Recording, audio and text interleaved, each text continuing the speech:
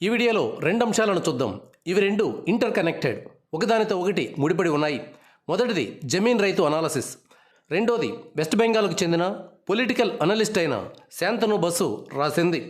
దేశంలో రాజ్యాంగాన్ని ఖూనీ చేసే ప్రక్రియ శరవేగంగా జరుగుతోంది. మోదీ అనే మహాపురుషుడు పార్లమెంటులో పెట్టిన బిల్లును ఓడిస్తారా? మీకు ఎంత ధైర్యం?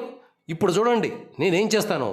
మామూలుగానే నేను మనిషిని కాదు, దైవాంశ సంభూతుణ్ణి. ఈ దైవదూతకే కోపం తెప్పిస్తారా? నేను కానీ మూడో కన్ను తెరిస్తే ఎంతటి ప్రళయం వస్తుందో చూస్తారా? ముల్లోకాలు షేక్ అయిపోతాయి. ఆ ప్రళయాన్ని చూడలేక పిపీలకాల్లాంటి మీరు నిలువుగా భూమిలో కూరుకుపోతారు. నేనేం చేసినా సరే మీరు సైలెంట్గా భరించాలి. ఈ విశ్వగురువు ధర్మ సంస్థాపనలో భాగంగా చేస్తున్నాడనుకోవాలి. అన్నింటికంటే ముఖ్యంగా అదానీ మీద ఈగ వాలడానికి కూడా వీల్లేదు.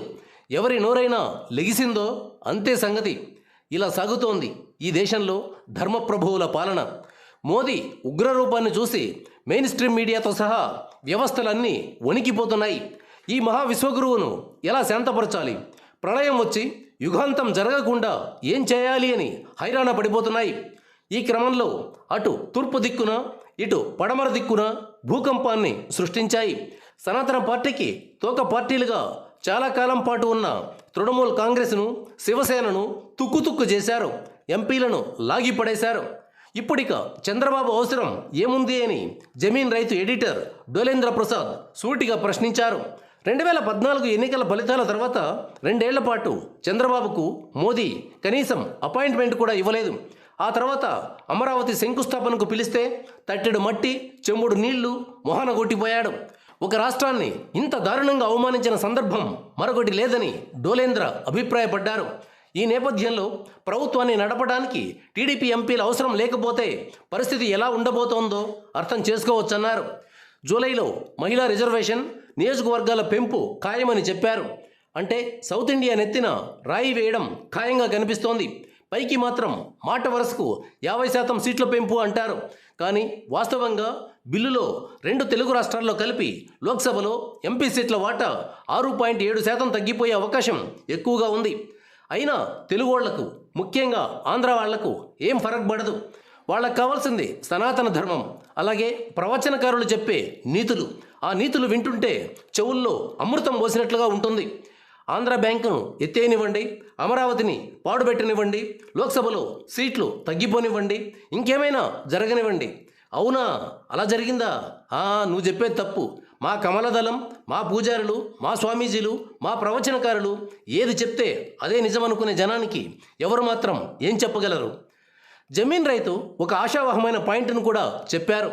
దేశంలో బొద్దింకల దెబ్బకు ధర్మాత్ముల ఆగడాలు జనానికి కొద్దిగా అర్థమవుతున్నాయి. ఆంధ్ర జనానికి పట్టకపోయినా నార్త్ ఇండియాలో గోడి మీడియాను జనం దాదాపుగా బహిష్కరించినంత పని చేస్తున్నారు.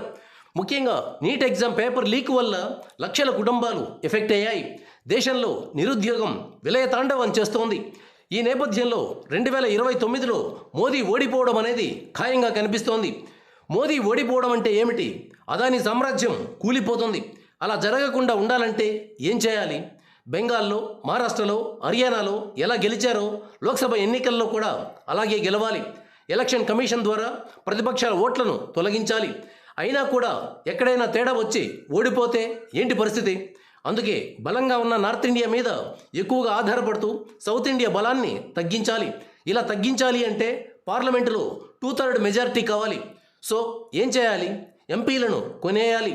తూర్పు దిక్కున వెస్ట్ బెంగాల్లో ఎంపీ స్థాయిని బట్టి ఒక్కో ఎంపీకి 10 కోట్ల నుండి 25 కోట్ల దాకా ఇచ్చినట్లు, మహారాష్ట్రలో ఉద్ధవ్ ఠాక్రే ఎంపీలకు 100 కోట్లు ఇచ్చినట్లు గుసగుసలు వినిపిస్తున్నాయని డోలేంద్ర మెన్షన్ చేశారు. ఒక్కో ఎంపీకి 10 కోట్ల నుండి 100 కోట్ల దాకా ఇవ్వడం బీజేపీకి చిటికెలో పని. కనుసైగా చేస్తే చాలు క్రోనీ క్యాపిటలిస్టులు ఎన్ని వేల కోట్లైనా సర్దేస్తారు. ఇప్పుడు మోదీ రాడార్లో సమాజ్వాదీ పార్టీ ఎంపీలున్నారు. ఈ లెక్కన 2/3 మెజార్టీ పెద్ద విషయం కానే కాదు. ఈ పరిస్థితి వల్ల తలెత్తే పరిణామాలపై ఒక 25 పాయింట్లను శాంతను బసు లిస్టౌట్ చేశారు. ఇందులో బంగారానికి సంబంధించిన పాయింట్ కూడా ఉంది. జాగ్రత్తగా వినండి. నిజానికి ఈ 25 అంశాలే కాదు, ఈ ధర్మ ప్రభువులో చాలా చేసే అవకాశం ఉందని, వాటన్నింటినీ రాస్తే చదివే వాళ్లకు ఓపిక ఉండదనే ఉద్దేశంతో 25 వరకే పరిమితం చేస్తున్నానని బసు చెప్పారు. ప్రస్తుత రాష్ట్రపతి పదవీకాలం వచ్చే ఏడాది జూన్ దాకా ఉంది. ఆలోపు రాజ్యాంగానికి అవసరమైన సవరణలు చేయించుకునే అవకాశం ఉందని బసు అభిప్రాయపడ్డారు. ఆ సవరణల ప్రకారం జరగబోయే పరిణామాలను చూద్దాం. రాజ్యాంగం బేసిక్ స్ట్రక్చర్ను మార్చవచ్చు. రాజ్యాంగం నుండి సోషలిస్టు, సెక్యులర్ అనే పదాలను తొలగించవచ్చు. అలాగే రిపబ్లిక్ ఆఫ్ ఇండియా అనే మాటను సవరించవచ్చు. రాష్ట్రాలకు ప్రస్తుతం ఉన్న చాలా హక్కులను తొలగించడానికి యూనియన్, స్టేట్ అలాగే కాంకరెంట్ లిస్టులను మార్చవచ్చు. రాష్ట్రాల జాబితాలో ఉండే హక్కులను లాక్కోవచ్చు.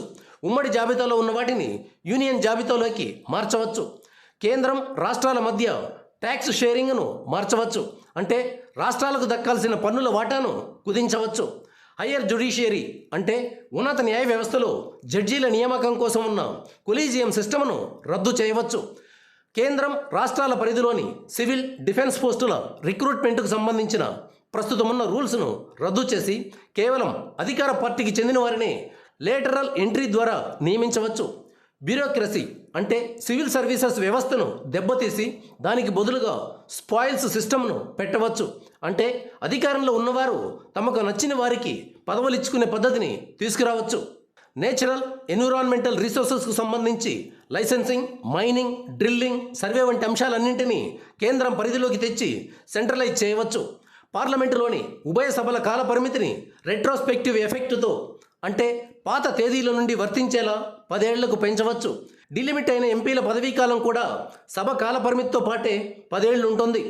ఉమెన్ రిజర్వేషన్ లేకుండానే డీలిమిటేషన్ యాక్ట్ను పాస్ చేయవచ్చు. కేవలం ముస్లింల కోసమే యూసీసీని తీసుకురావచ్చు.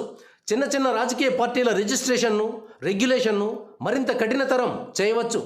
పొలిటికల్ పార్టీల ఫైనాన్సింగ్పై ఉన్న అన్ని పరిమితులను తొలగించవచ్చు. పార్టీలకు విరాళం ఇస్తే ట్యాక్స్ ఫ్రీ అని చెప్పవచ్చు. అంటే ఎంత దొంగ డబ్బునైనా రాజకీయ పార్టీ ముసుగులో మేనేజ్ చేసుకోవచ్చు. రాష్ట్రాల్లోని టాప్ సివిల్ సర్వీస్ పోస్టుల అపాయింట్మెంట్ను కేంద్రం పరిధిలోకి తెచ్చి సెంట్రలైజ్ చేయవచ్చు. యాంటీ డిఫెక్షన్ లా అంటే పార్టీ ఫిరాయింపుల చట్టాన్ని సవరించవచ్చు. వన్ నేషన్, వన్ ఎలక్షన్ వైపు వెళ్లే క్రమంలో అపోజిషన్ రూల్ చేస్తున్న అన్ని రాష్ట్రాల ప్రభుత్వాలను రద్దు చేయవచ్చు. అలాగే జీవితకాలం ఉండేలా ఎగ్జిక్యూటివ్ ప్రెసిడెంట్ను, రాష్ట్రాల్లో గవర్నర్లను నియమించవచ్చు.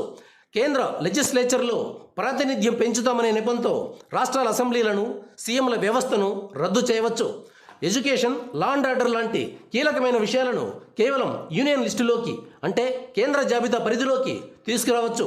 పంచాయతీ సంస్థల నియామకాన్ని కేంద్రమే నేరుగా నామినేట్ చేసే పద్ధతిని ప్రవేశపెట్టవచ్చు. గవర్నమెంట్ కాంట్రాక్టుల టెండరింగ్ రూల్స్ను మార్చవచ్చు.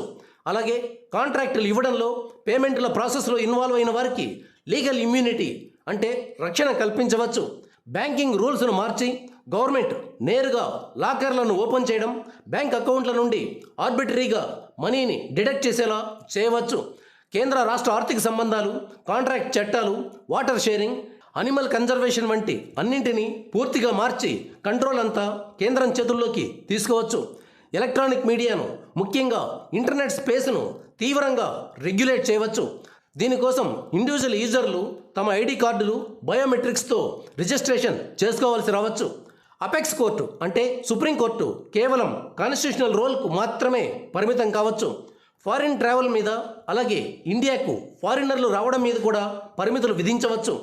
1962 నాటి గోల్డ్ కంట్రోల్ ఆర్డర్ను ఉపయోగించి ఇండియన్లు దాచుకున్న బంగారాన్ని బయటకు తీసేలా ఫోర్స్ చేయవచ్చు.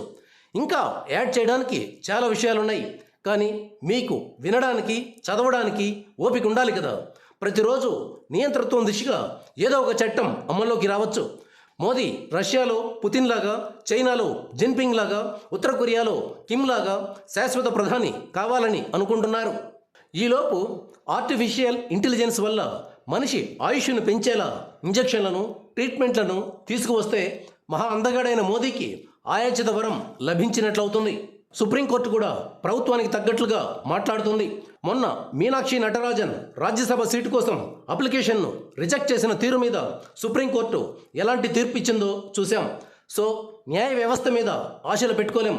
నికార్సైన న్యాయమూర్తులను సుప్రీంకోర్టు దాకా రాకుండా ఇప్పటికే అడ్డుకుంటున్నారు.